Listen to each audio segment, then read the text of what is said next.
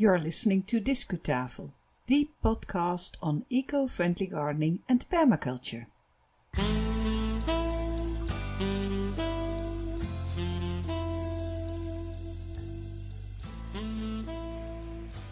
Welcome to this episode of Discutafel, the podcast on eco-friendly gardening and permaculture. Today is December 27, 2018. My name is Ivonne and I am your host. First, also on behalf of my colleague Marlies Notemans, I'd like to wish you a very happy gardening year in 2019. Today's show is about Ryton Organic Gardens near Coventry in the UK. Why is that? Well, in this demonstration gardens, Ryton shows you the principles and practices of organic garden, and they manage to do that in a pleasantly educational way and a very attractive way as well. I've seen at least a dozen of different individual plots there last June 2018. And each garden is dedicated to a special theme, like naturalistic planting or growing your own food. I was running out of time that day and did not manage to see the whole grounds. The whole grounds contain about 30 individual gardens, and it's about 10 acres. That's about 40,000 square meters.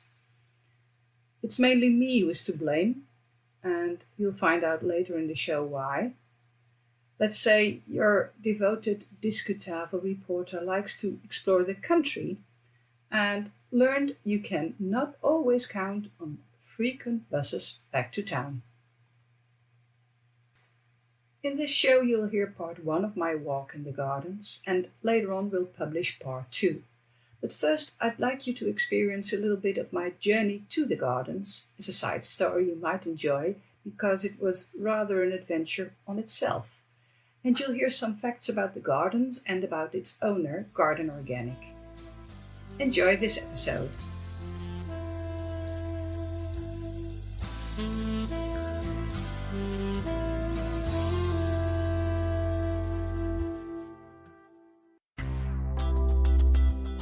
Discu coverage. The next train to arrive at platform 4 will be the 10:40 Virgin Trains service to London Euston, calling at Coventry, Watford Junction and London Euston. Allow me to tell you something about my trip to the gardens. I took the train from Birmingham to Coventry. We are now arriving at Coventry. And at Coventry station, I, somewhat stubborn, made the decision to walk to Ryton, which is a distance of at least 6 miles, probably more. And more importantly, with no public footpath inside and on heeled boots instead of hiking shoes. Don't ask questions, just call me mad if you wish so. Listen to me standing and talking near a busy roundabout. Goldfinches and greenfinches, blackbirds and sparrows desperately try to surpass the traffic sounds, but I'm afraid they don't succeed. Terwijl ik bij een rotonde sta aan een van de randwegen van Coventry, zie ik voor het eerst het bord staan Ryton Gardens. En de puttertjes en de mereltjes en de musjes en de groenling die proberen vergeefs boven het geluid uit te komen van het langsrazende verkeer. When I leave the town behind me, I'm confronted with clashing landscapes. Behind me, there's the very busy Coventry bypass. In front of me, dragonflies and houtmartins invite me to their marshlands. But unfortunately, I have to walk alongside the roads for rather a long time because the marshes are inaccessible. This walk is taking more time than I planned, precious time which I could have spent at Ryton Organic Gardens. But it's only me who's to blame. There's a bus now and then to nearby Walston, but I had decided to walk. At about 15 minutes from my destination, I discover on my left-hand side overgrown stairs with a footpath sign on it. In an attempt to avoid the traffic, I take the stairs and I'm rewarded immediately. I spot the characteristic church of Ryton village on the left, which is a beautiful sight in itself. But high above me, high above the fields, a red kite is being chased by a gull. Quite an experience.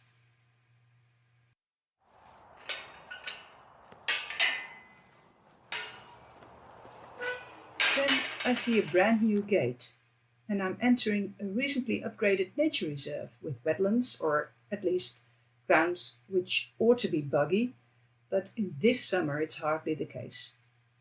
Afterwards, I learned this is the Brandon Marsh Nature Reserve, and the river here is the Upper Avon. It's beautiful. It looks very promising here.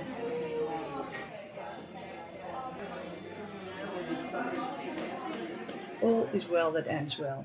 At last, after a couple of hours, I arrive at the cafe in the grounds of Ryton Organic Gardens. My feet hurt. I treat myself to tea and a chocolate cookie before I enter the gardens. But let's get into some facts and figures about this place first. Discu knowledge. We are at Ryton Organic Gardens, and the future of these gardens is uncertain. It's on the grounds of Garden Organic. This is a UK organic growing charity, and it's dedicated to researching and promoting organic gardening, farming and food. The charity maintains the Heritage Seed Library to preserve vegetable seeds from heritage cultivars and make them available to growers. Anyway, their board of trustees are currently reviewing the role of Ryton Organic Gardens in the future of the charity. In fact, they have decided to review options for the whole Ryton site, including the buildings and the land beyond the gardens. And the land is about 22 acres, which is about 89,000 square meters. And they hope to release the charity from the financial pressures of owning and managing a huge site like this. I read a lot of rumors on social media and in the press since this news came out in September 2017. Many people have concerns and members got the opportunity to give their opinions about it. Since then, it has been announced there are talks going on to transfer ownership of the site to Coventry University. Until further notice, the gardens will remain open to visitors as usual. Later on in the show, I'll tell you more about my visit in June 2018. Please note the situation may have been changed when you hear this edition of Discutafel. Originally, Garden Organic was called the Henry Doubleday Research Association. Mr. Doubleday was a UK horticulturalist and he lived in the 19th century. The charity was founded 60 years ago in 1958, and its founder was Lawrence Hill. He was a freelance journalist and a keen organic grower. Perhaps you already know all about it. I suppose some of you are members of the charity. Since the founding year of the charity, 6 decades followed of research, member involvement, campaigning, supporting gardeners and growers who wanted to follow the organic way. Personally, I do not know a similar Dutch charity. Well, now that I've had my cuppa in the cafe and gave my feet a little rest, I walk into the garden. Are you coming along? Discu coverage. First, I discover an area which demonstrates the use of hardy herbaceous perennial plants in low-maintenance gardening. I recognize geraniums, lady's mantle, Jerusalem sage. This perennial planting area blends together to produce a natural-looking landscape. These plants have been selected because they do not require deadheading or staking, lifting or dividing. On the sign here it says that plants have been selected with the following reasons in mind. They establish easily, they are visually attractive, they are suitable for the local climate and soil, They're not prone to pests and diseases. With their rapid growth, they smother weeds. And finally, they are simply to prune and maintain on a long term.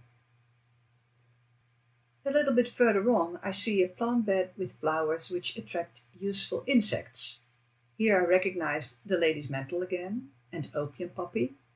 I see foxgloves, and also muskmallow, which is a favorite of mine despite the pink color. The sign explains how you can control pests and diseases. Keeping your plot healthy is the basic principle of organic gardening, and that's more than preventing illnesses. For instance, start with the soil.